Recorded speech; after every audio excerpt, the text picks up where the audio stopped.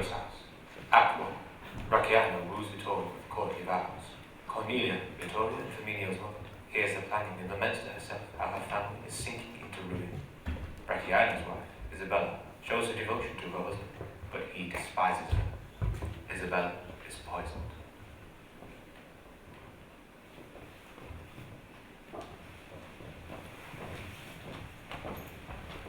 Sir, in the way of pity, I wish you heart whole. You are a sweet physician. Sir, loads cruelty in ladies is as to doctors and funerals. It takes away their credit.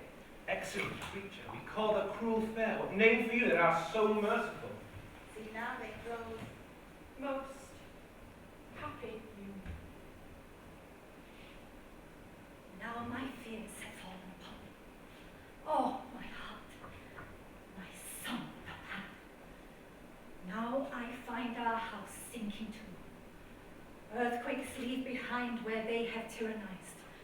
Iron or lead or stone, but woe to ruin. Violent lust leaves none. What value is this jewel? 'Tis the ornament of a weak fortune. In sooth I'll have it. Nay, I will but change my jewel for your jewel. Excellent. She must change her jewel for his jewel. Nay, let me see you wear it. Here, sir. Nay, lower. You should wear my jewel lower. She must wear his jewel lower. To pass away the time, I'll tell your grace a dream I had last night. Most wishedly. 'Twas a foolish, idle dream. Methought I walked about in a churchyard in the mid of night, where a goodly yew tree spread her large root in the ground.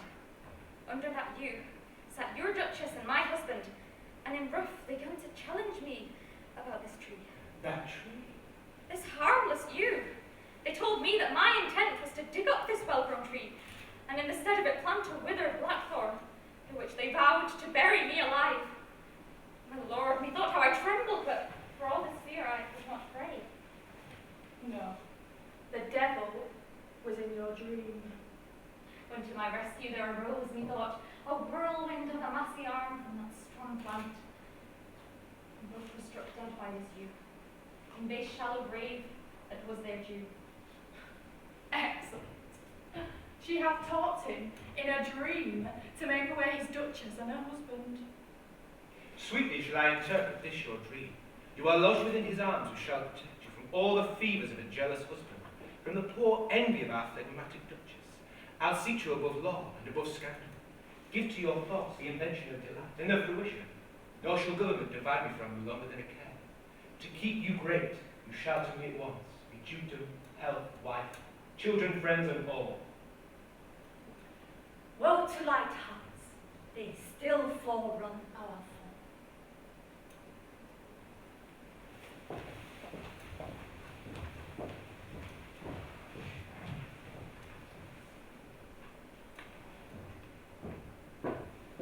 You have charmed me. You are in health, we see. And above health to see my lord well. So I wonder much what amorous whirlwind hurried you to Rome. Devotion, my lord. Devotion. Is your soul charged with any grievous sin? Oh, 'tis burdened with too many. And I think the oft new we cast our reckonings up. Our sleeps will be the sounder. Take your chamber. Nay, my lord, I will not have thee angry. Doth not my absence from you these last 2 months not merit one kiss? I do not use to kiss. If that will dispossess your jealousy, I'll swear it to you. Never, my dear lord. I do not come to chide my jealousy. I am yet to learn what that Italian means. You are as welcome in these longing arms as I to you, a virgin. Oh, your breath! Out upon sweetmeats and continued physic, the plague is in them. You have oft for these 2 lips neglected cassia. My lord, they are not yet much withered, and all the natural spring violets. My lord, these your frowns show in a helmet lovely, but on me, methinks they are too roughly knit. Oh, dissemblance! Do you bag me factions against me? Have you learnt the trick of impudent baseness to complain unto your kindred? Never, my dear lord. Must I be haunted out? Or was your trick to meet with some amorous gallant here in Rome that must supply our discontinuance? Oh, pray, burst my heart, and in my death turn to your ancient pity, though not love. Your brother, the corpulent duke, that is the great duke's death, I shall not shortly reckon away 500 crowns of tenants, and it shall rest upon record all his reverend wit lies in his wardrobe. He's a discreet fellow when he's made up in his robes of state. be the priest that sang the wedding mass, and even my issue. Oh, too far you have cursed. Your hand out, kids. This is the latest ceremony of my love. I'll never more loud thee by this. This wedding ring, I'll ne'er more loud thee. And this divorce shall be as truly kept as if the judge had doomed it. Fare you well, our sleeps are severed. Oh, my winding sheet, now I shall need thee shortly. Dear my lord, let me hear once more what I would not hear never. Never. Oh, my unkind lord, may your sins find mercy, as I upon a woeful widow bed shall pray for thee, if not to turn your eyes upon your wretched wife, and hope for some that then in time you shall turn them upon heaven. No more. Go complain to the great Duke.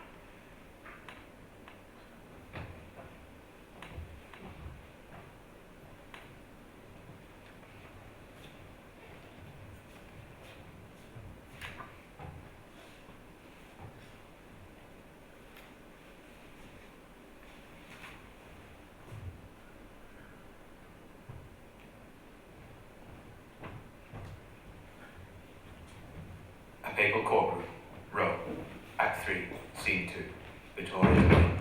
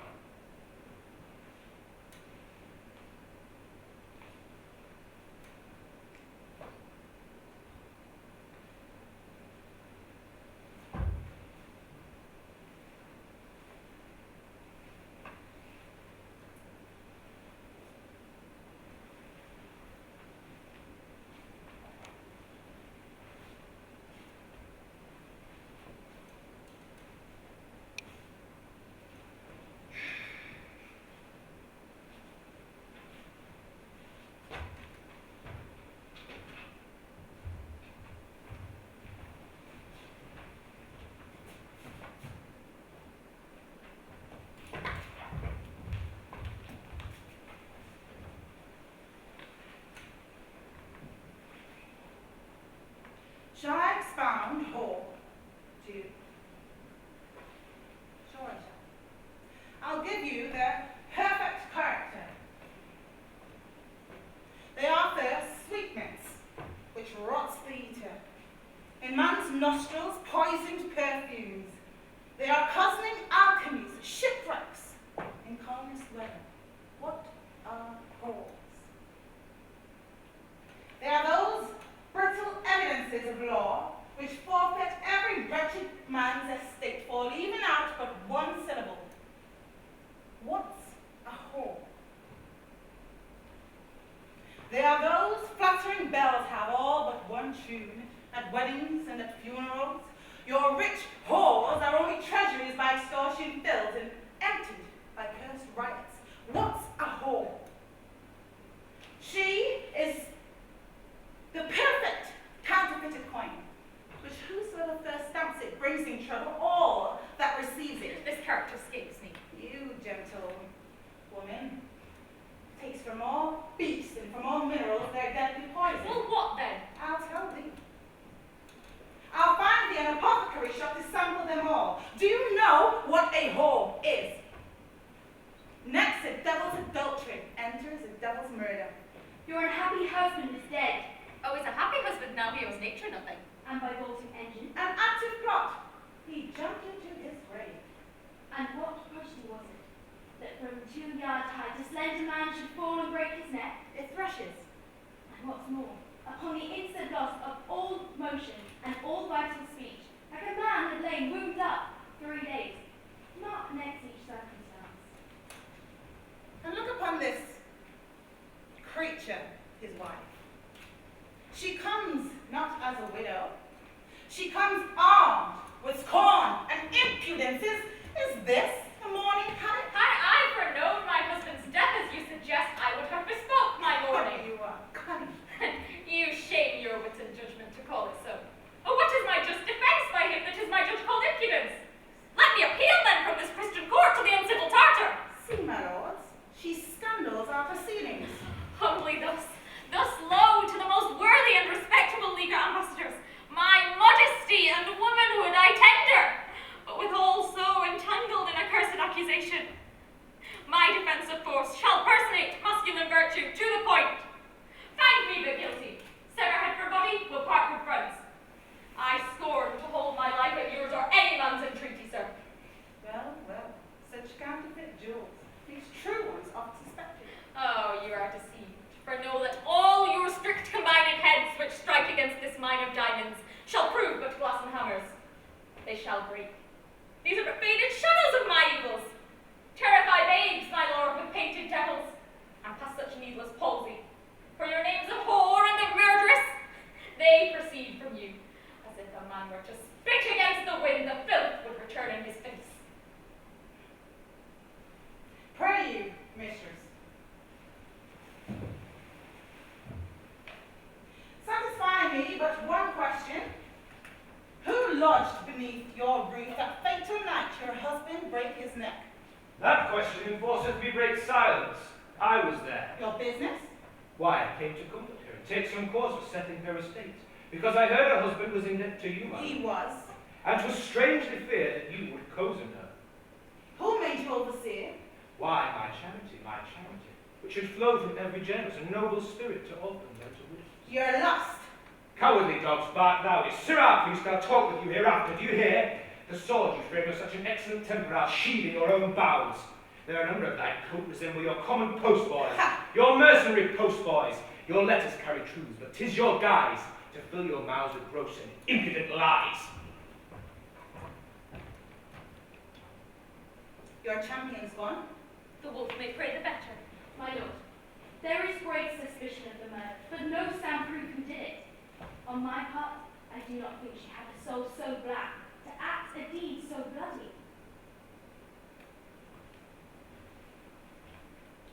Now the Duke is gone, I will produce a letter, wherein it was plotted he and you should meet at an apothecary's summer's house down by the river to bear. View it, my lords, where after wanton bathing in the heat of a lascivious banquet, I pray read it, I shame to speak the rest. Right, I was tempted. Temptation to lust proves not the act. You read his hot love to me,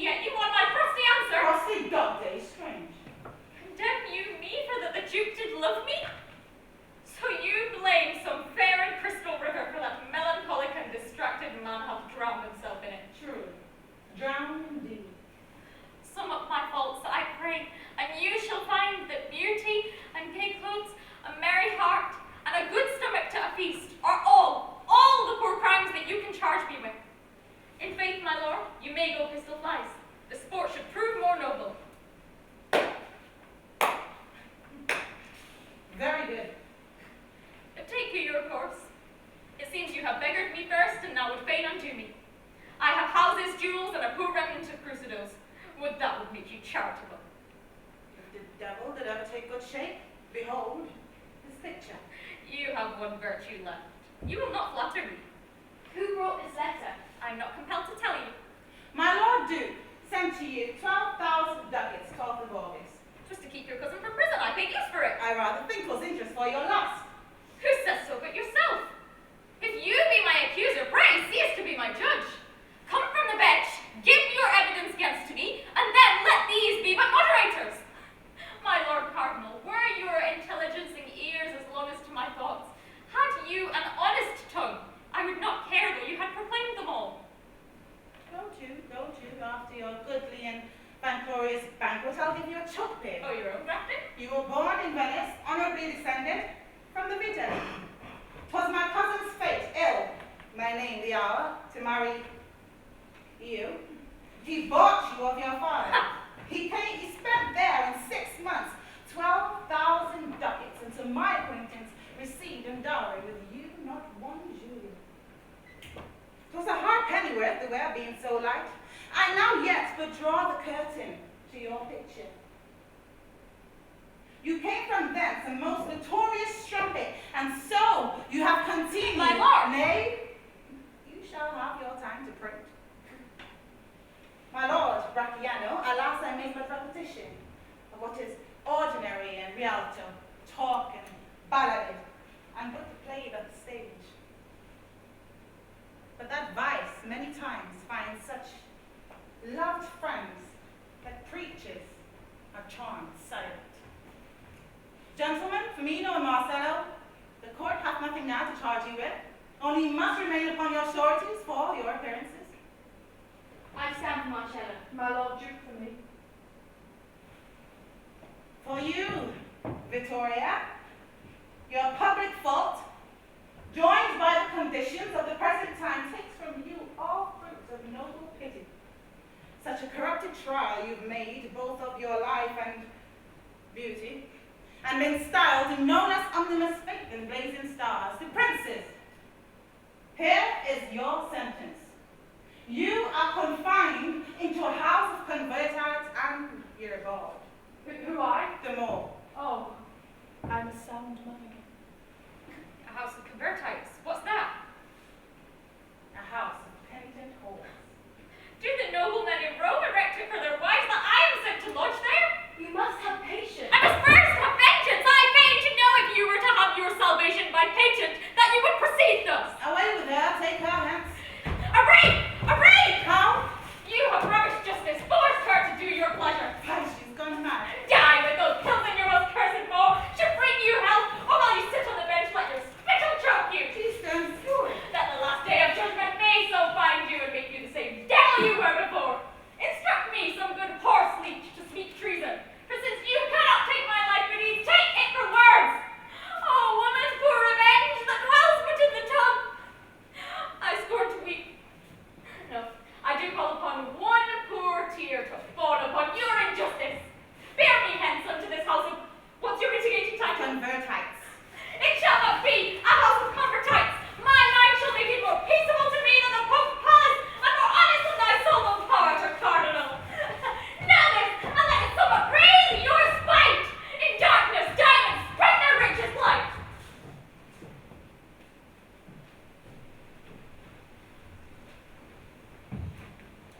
Padua, Act 5, Scene 2. Marcello and his mother Cornelia are together alone on stage when Flaminio, Cornelia's other son, stabs his brother and leaves.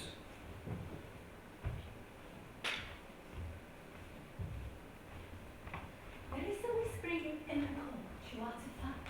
Who is the officer? What is the quarrel? 'Tis an idle rumor. Will you dissemble? Sure you do not want to frighten us. You never look thus pale, but when you are most angry, I do charge you upon my blessing. Nay, I'll call the Jew, and he shall charge you. Publish not a fear that would convert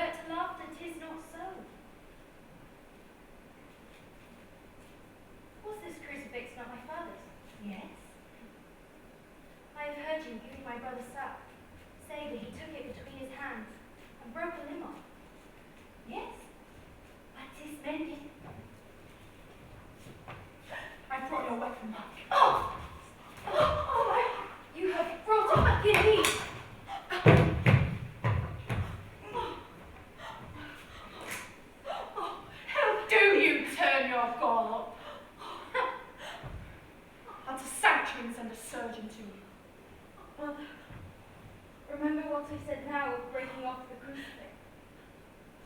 Farewell. Oh, oh, my perpetual soul. Oh. Alas, he is not dead. Why, has nobody here shall gain anything by his death? If he return to the earth, let me but give him one hearty kiss, and you shall put us both into one coffin. Fetch a looking glass. See if his breath will not stain it. Oh, pull some feathers from my pillow and lay them to his lips. Oh, will you lose it for a little painstaking?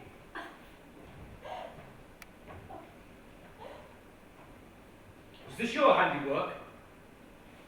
'Twas my misfortune. He lies. He lies. He did not kill him.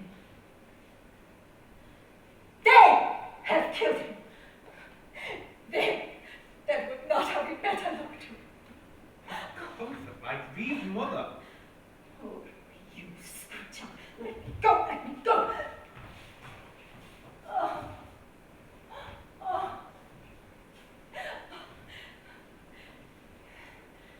The God of heaven forgive thee. Dost not wonder, I pray for thee. I'll tell thee what's the reason. I have scarce breath to number 20 minutes. I'd not spend that in cursing. Fare thee well. Half of thyself lies there. And mayest thou live to fill an hourglass with his mouldy ashes, and to tell how thou shouldst spend the time to come in blessed repentance.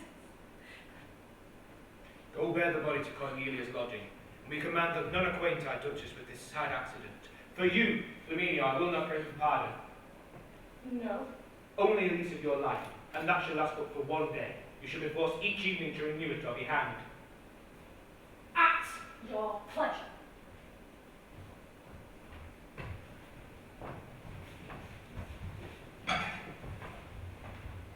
Vittoria's lodging in the palace.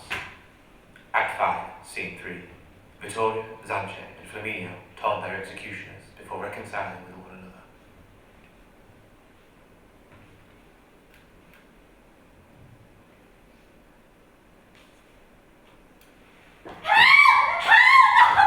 Oh, your gentle pity, we are lost. I have sooner seen a blackbird fly to a man's bosom than endure the fierce harm of this sparrow.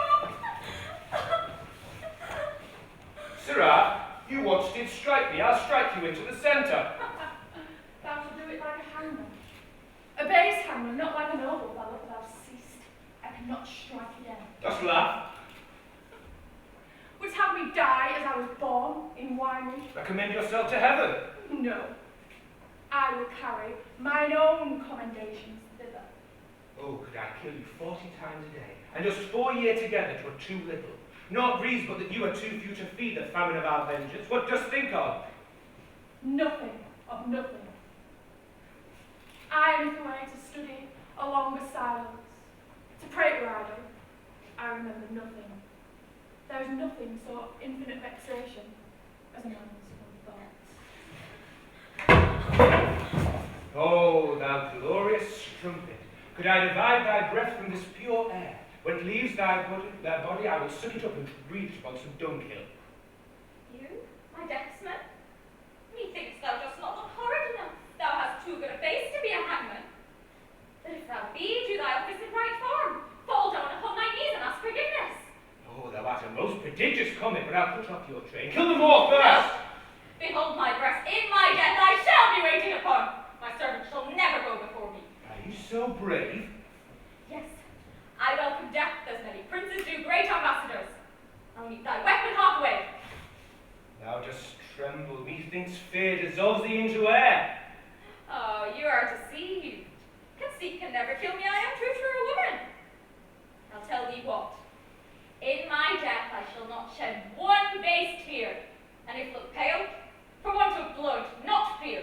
I have blood, as well as either of theirs. We'll drink some. 'Tis good for the fallen sickness. I am proud, for death cannot alter my complexion, for I shall ne'er look pale. Strike! Strike with a strike motion! 'Twas a manly blow. The next thou givest murder some sucking infant, and then thou wilt be famous.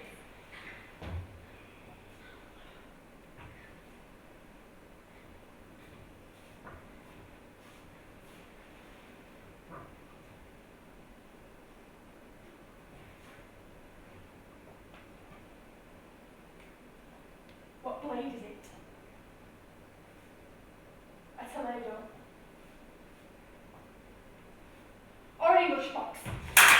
I ever thought a cutler should distinguish my death rather than a doctor.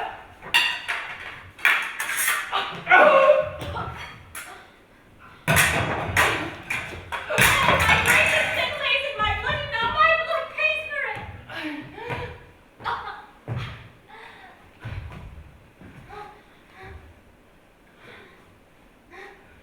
Thou art a noble sister. I love thee now.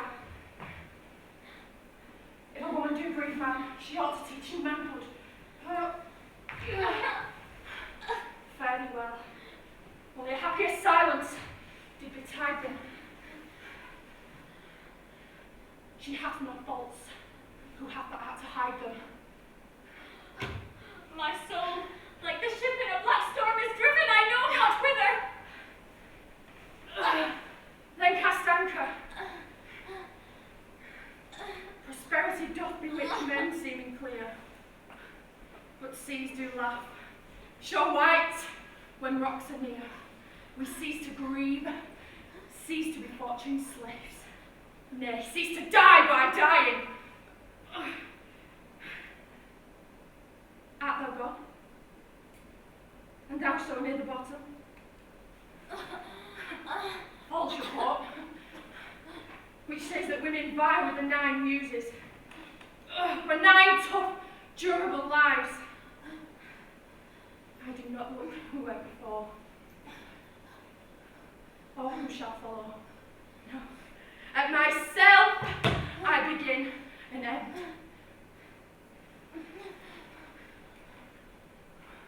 While we look up to heaven, we confound knowledge with knowledge. Oh, I'm in a mist. Oh, happy that they never saw the court, nor knew great man, but by report.